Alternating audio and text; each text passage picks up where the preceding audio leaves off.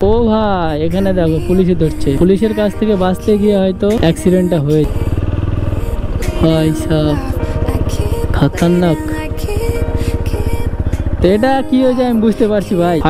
তো আজকে ফাইনালি আমার বাইকটা সার্ভিসিং হলো। তো সার্ভিসিং করার তো ভিডিও তো করিনি, আর তো সার্ভিসিং হওয়ার পরে না ইঞ্জিনের থেকে একটা মানে আলাদাই শক্তি হয়ে গেছে, মনে হচ্ছে যে একদম পুরো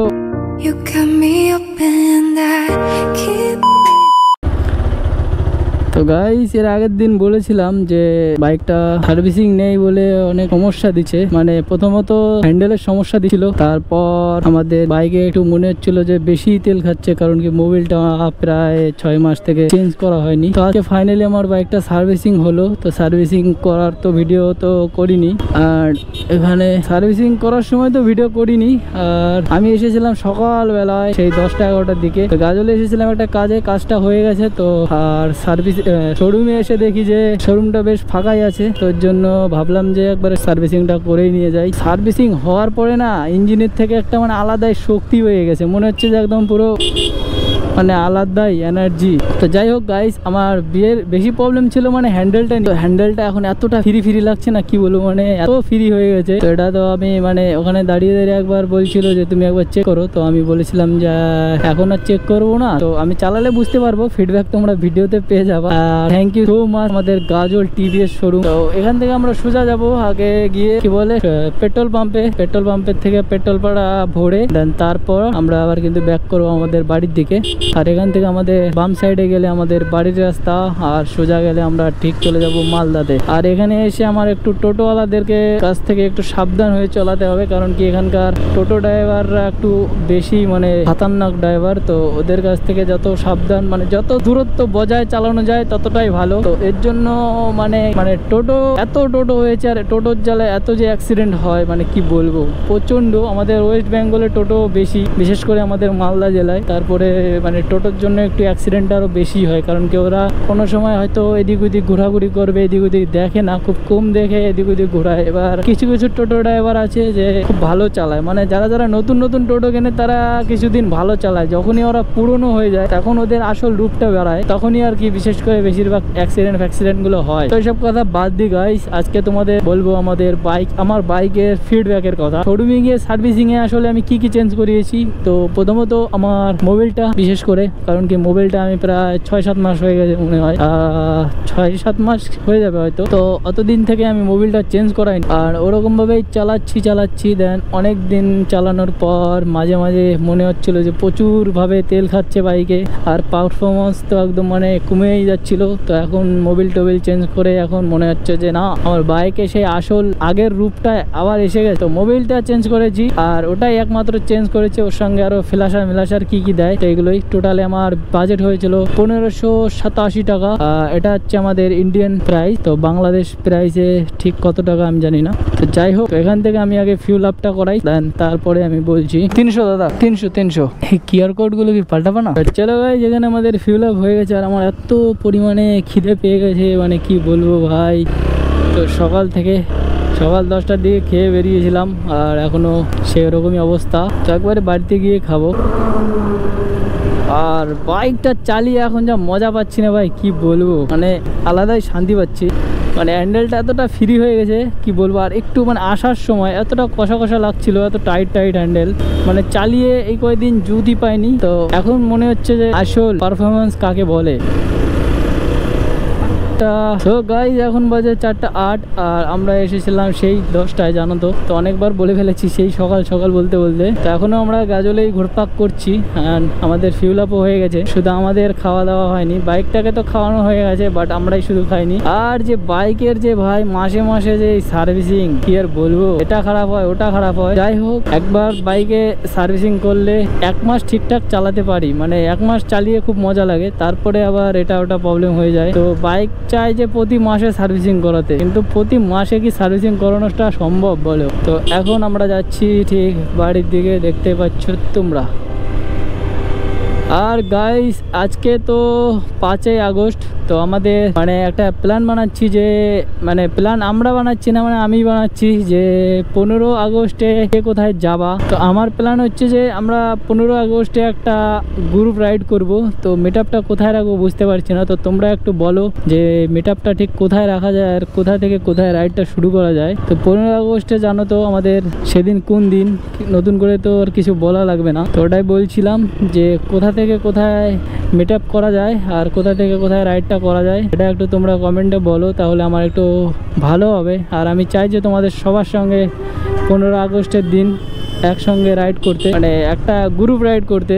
যেহেতু আমি একা রাইড করলে মজাটা পাবো না, এখানে আমাদের গ্রুপ থাকলে মজাটা বেশি করে পাবো। তো কে কে যাবে বলো, যারা যারা 15 আগস্টে একসঙ্গে রাইড করতে চাও বা একসঙ্গে গ্রুপ রাইড করবে ভাবছো। তো যারা যারা মনে করো যাদের গ্রুপ আছে তারাও আসতে পারো, যারা যারা সোলো রাইড করো মানে সোলো ভাবছো যে একা একা বেরোবে, তো তারাও আসতে পারো, কোনো প্রবলেম নেই ভাই।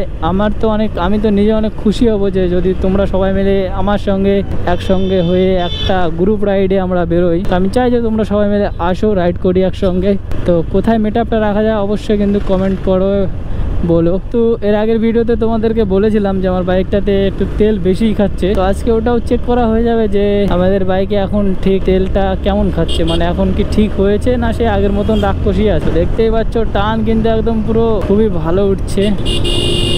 আর ভাই যখন পেটের মধ্যে খিদে থাকে না তখন কথাও বেরোয় না, আর এনার্জি লেভেলটা একদম পুরোপুরি লো আছে, মানে কি বলবো তোমাদেরকে বোঝাতে পারছি না। আর একটা ভালো দিক হচ্ছে যে আজকে মানে বিকেল বেলাতে ও ভাই এখানে দেখো পুলিশে ধরছে, তো পুলিশের কাছ থেকে বাঁচতে গিয়ে হয়তো অ্যাক্সিডেন্টটা হয়েছে। ভাই সাব খতরনাক। তো এটা কি হয়েছে আমি বুঝতে পারছি ভাই, হয়তো পুলিশ দেখে ঘাবড়ায় গেছে, তো মানে ঘাবড়া টাবড়া এদিক ওদিক ভরতে গেছে, একসঙ্গে তিনটা বাইক পড়েছে। যাই হোক অনেকদিন পর এখানে পুলিশ ধরতে দেখছি গাইস, এতদিন তো ছিল না, বাট এখন দেখছি যে এখানে পুলিশে ধরছে। আমার কপাল ভালো যে আমি আজকে হেলমেট ক্যামেরা সবকিছু নিয়ে এসেছি, তার মধ্যে আমাকে যদি ধরতো একটা কন্টেন্ট বেরিয়ে যেত। তো যাই হোক ধরেনি। আর ওখানে পুলিশের ভয়তে তিনটা অ্যাক্সিডেন্ট হয়েছে একসঙ্গে।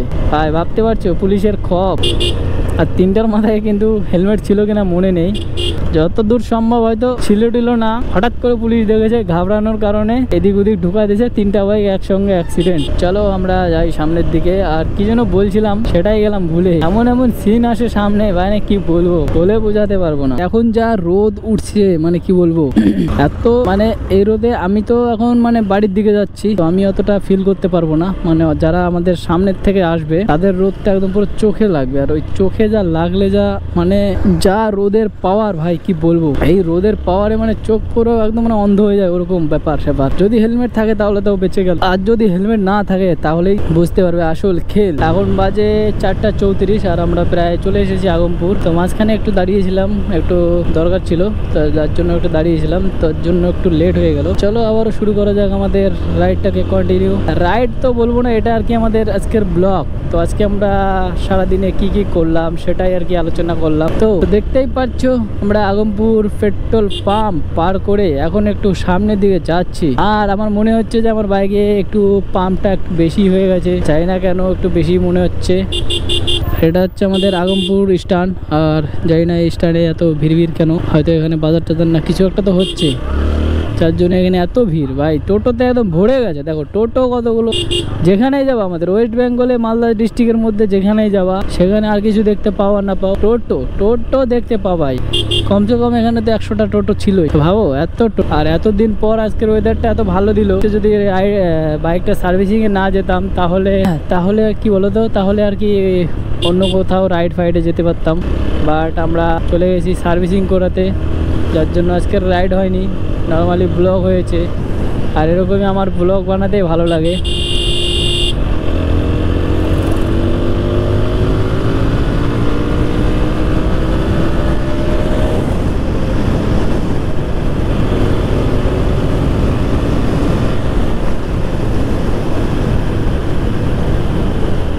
কি বলবো, আমার বাইকে নাম্বার প্লেটে এত আওয়াজ হচ্ছে না, কি বলবো, নিজেই বিরক্ত লাগছে। তার মধ্যে দিয়েও মানে নাম্বার প্লেটে একটা লোহার প্লেট আছে, তো প্লেটটার নাম্বার প্লেটটা দুটো হয়ে গেছে ফাঁক হয়ে, মানে একদম ফাঁক হয়ে গেছে। তো যখনই এরকম খাদ মাদ দিয়ে উঠাচ্ছি তো ঝনঝন ঝনঝন করে ওই নাম্বার প্লেট আর ওই প্লেটটা দুটো মিলে একসঙ্গে বাড়ি বুড়ি খাচ্ছে, যার জন্য আওয়াজ বাওয়াজ হচ্ছে। আর বাইকটা আজকে পুরো একদম সার্ভিসিং করে ওয়াশ টোয়াশ করে, আর যদি এখন বৃষ্টি আসে আমার বাইকে যদি আবার কাদা ফাদা ভরে, আমার তো ভাই মনটাই খারাপ হয়ে যাবে। যে এত কষ্ট করে, মানে এত কষ্ট তো না, মানে এত সুন্দর করে বাইকটা নতুন করে আনলাম সার্ভিসিং করে, আর যদি বৃষ্টি কাদাতে সেই কাদা ফাদা ভরে, তো কোনো বাইকারই চায় না যে তার বাইকে কাদা ফাদা ভরুক। প্রত্যেকটা বাইকার চায় যে তার বাইক যাতে সবসময় নতুন থাকে, চকচক থাকে।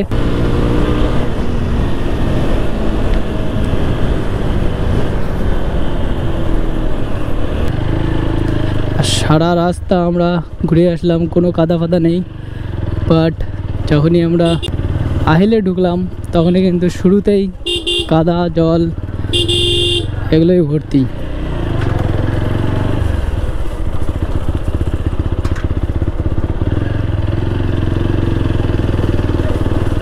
গাইস আমার বাইকের থেকে এত পরিমাণে আওয়াজ বাড়াচ্ছে ভাই, কি আর বলবো, মানে কিছু বলার নেই। প্রচণ্ড আওয়াজটা এখন কিভাবে কমাবো সেটাই বুঝতে পারছি না। আওয়াজটা হচ্ছে আমাদের নাম্বার প্লেট থেকে।